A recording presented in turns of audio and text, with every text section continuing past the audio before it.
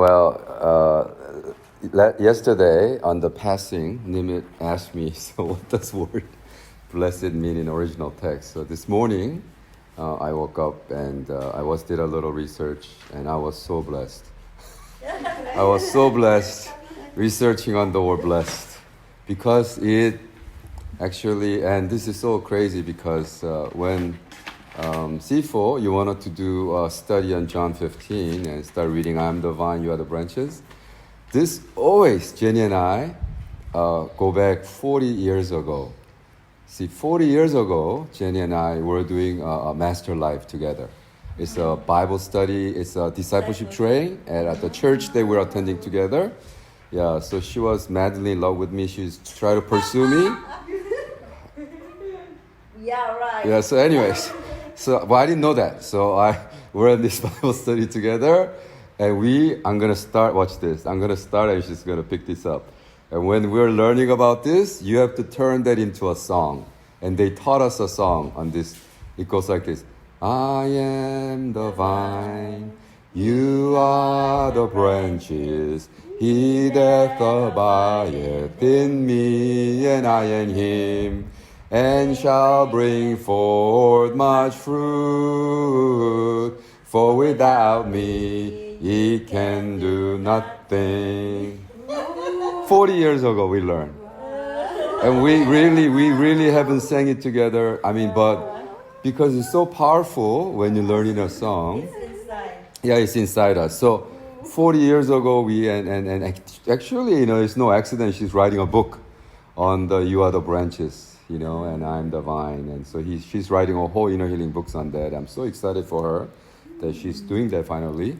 And so when, we're learning about blessed, and I did a little sheet for you. It says, now beatitude. This is so important. Every time you study Bible and the original text, when was it first mentioned?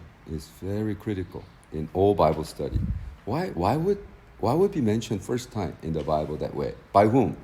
It's first mentioned, the word blessed is first mentioned by Jesus himself in Matthew 5:3, in the context of beatitude. And that's what you're asking me about.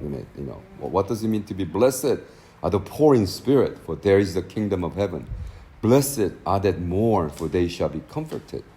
Blessed are the meek, for they shall inherit the earth. Blessed are they which hunger and thirst after righteousness, for they shall be filled. Blessed are the merciful, for they shall obtain mercy. Blessed are the pure in heart, for they shall see God. Blessed are the peacemakers, for they shall be called the children of God. Blessed are they which persecuted for righteousness' sake, for theirs is the kingdom of heaven. Blessed are ye when men shall revile you and persecute you, and shout all manner of evil against you falsely for my sake. Wow. The word blessed in all instances in the Beatitude is makarios. Makarios is used 50 times in the New Testament. This wonderful thing about the Bible is that it is such an incredible text that every word in the Bible is numbered. And every word has a number and has a name. So this is a Greek word, 3,421 word, makarios in Greek, was mentioned 50 times in the New Testament because there are different ways to say happy in Greek. So in the word makarios, actually like kamai context, is happy, also privileged. So Cambodian culture is not too far from when Jesus said, happy are you. So people in Cambodian context, if you're happy, you're blessed. Because you're blessed, you're happy, right? So we think, oh, he's happy because he just bought a brand new Lexus. Or he's happy because he just got a brand new house. Is that what he's saying? Is that what Jesus is saying? No, that's not what Jesus is saying. It says, why are you happy? Blessed are you, poor in the spirit, right? Poor in the spirit. Now this is the first time that I got this. I'm like, wow. Because when we ask a good question, then answer is very beneficial to us. When was it first happy mentioned in the New Testament is a good question. What about this one then? When was it last mentioned in the Old Testament? Isn't that interesting, isn't it? That's a good question. So I researched. Last book of the Bible is what? Of the Old Testament, Malachi. right? Malachi, right?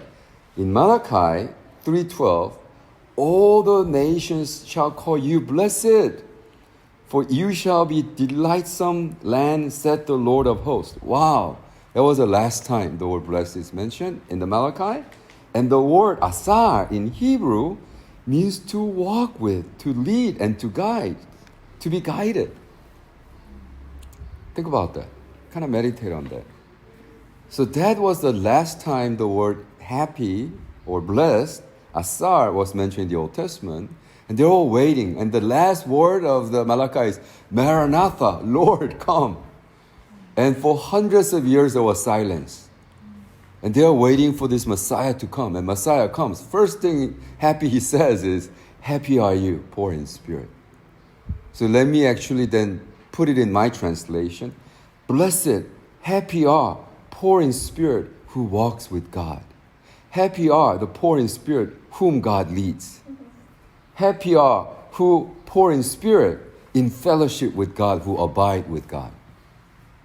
Wow. And then this morning I'm thinking, wow, when Sifo says it's abide, like, wow, that even gets better. Because it's not condition in which that we find ourselves because stuff that we got. But it's the precondition in which how we became happy is that God led us. I am with God. I'm abiding in God. I'm in fellowship with God. Therefore, although I'm poor in spirit because God is with me, I am blessed.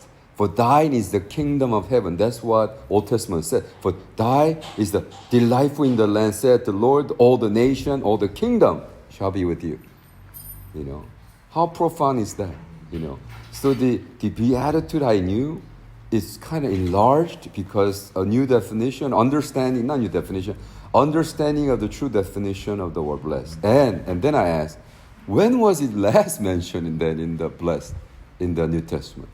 It's in Matthew 5:44. But I say, no, not last, but when was the different word? When was the word happy? How is it used differently? In the same chapter, Jesus mentions in the same chapter of 5, Matthew, but I say unto you, love your enemies. Bless them that curse you. Right? Bless them that curse you. Why would he say that? Well, because they don't abide with God. But they need blessing from you. The word blessing is, what it is? To speak well of. To speak well of. Although they don't abide with me, are not guided by me because they're enemy. And yet even the enemy of the gospel has to be, you need to speak well of. Right? And so it's not deeds of action of that you do for them. No, it starts from speaking well of them. And actually when the next layer of meditation I did with this morning was this. Wow, this beatitude is covering everything about all these people who are in this pandemic together, And let me read this in the context of our COVID-19 pandemic.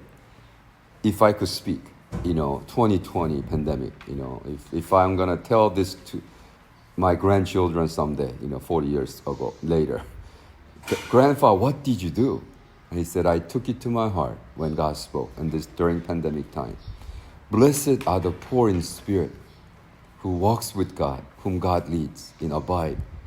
But because of the suffering that you are going to go through, because you need God's mercy, you have no way of curing yourself. No, because God leads, God abides. Kingdom of heaven is with you. Blessed are the mourn, because your suffering relatives and died and suffer, and they're suffering, but there's no cure. These hospitals are not available to them. Mourn, but you shall be comforted by the Lord who abides. Meek, walk with you. Who are meek? You don't have means to be aggressive and take someone's bed. No, you inherit the earth. Those who are hunger and thirst after righteousness, because God will raise up some people in Cambodia, all over the world, who will be outraged by this injustice and cry out publicly, claiming and they be shut down for this holy anger. that people are aroused and they'll be speaking against the government and people say, oh, if you're a good Christian, shut up. No, they are the one God appointed as a prophet to stand against the kingdom and against the dark and speak against them, because it's both end. Because right after that, he said, pure in heart, you see the God, and the peacemaker. We need a people who speak against the government, and we need peacemaker who speak for government, both end. Because out of the tension, God's kingdom advance. They shall be called the children of God. They are who are persecuted for righteousness' sake. I mean, when we see this unbelievable, unrighteousness, and there are people already making so much money because of pandemic. There's a cases where that someone bought million pairs of masks, and then they were selling at higher price. I mean, how can you even think about making profit in time like this? You bought million pairs of masks and now selling at Amazon higher, 10 times more. And he wanted to make one pair for $1, now he's making $10 million. And the government is cracking down on that. Right now, the most tragic story I read is in Spain, because this grandpa, in this resort of grandma and grandpa living together, the entire staff robbed them of money and jewelry and ran off and let them die. And when the authority went, 10 grandma, grandpa was dead on the floor, 11 people died on the bed, stinking, and they were like animals groaning. And all the staff, they ran with money. This is where? In Spain, it happened yesterday, and people are outraged, and we need to be outraged about this injustice and people only thinking about themselves, and they bring out the evil in them. So they're saying, because they're already coronavirus victim, and the hospital staff decide, we're not going to take care of them. They're all going to die anyways. Let's rob them and run. So they rob jewelries and monies and cash and staff. They're not even called authority. They just ran off. They are skipping Spain altogether with the money. My God,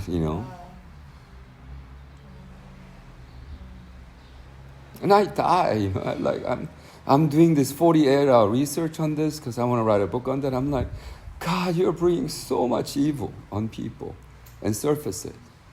And I said, Lord, blessed are those who really pour in spirit, mourn after this, and cry out for righteousness and persecuted, peacemaker. And God, how can we be peacemaker in time like this as a Christian? Speak to us.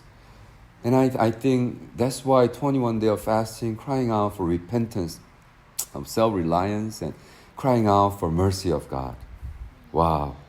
Blessed are you, blessed.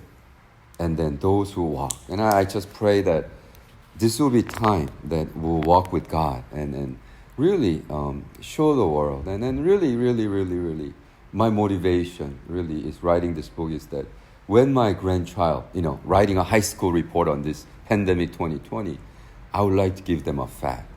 This is what happened. These tragic things happened. And yet the glimpse of hope is that Christians got together and we became the voice for the voiceless. We became the social righteousness when the system was failing. Don't victimize victims of the system. We need to victimize the system. And we need to speak against the system who victimizes poor grandfathers and people. And we said, oh no, there's nothing we can help them with. So we're going to let them die. That's not what we need to do. And I really think that we need to speak against the system that is corrupted and making profit and of this tragedy. And so I was so blessed this early morning and just learning about blessed. And I really want to walk the path of blessed, walking with God and God to lead and abide in God so that we could become the branch that produce fruit. Not that branch that who burn. The Bible said not only you cannot hang around there. The keeper, the gardener will come and take it and put it in the fire. I don't want to be part of the punishment of the fire, but I want to be part of that bear fruit in this incredible time that we're going through.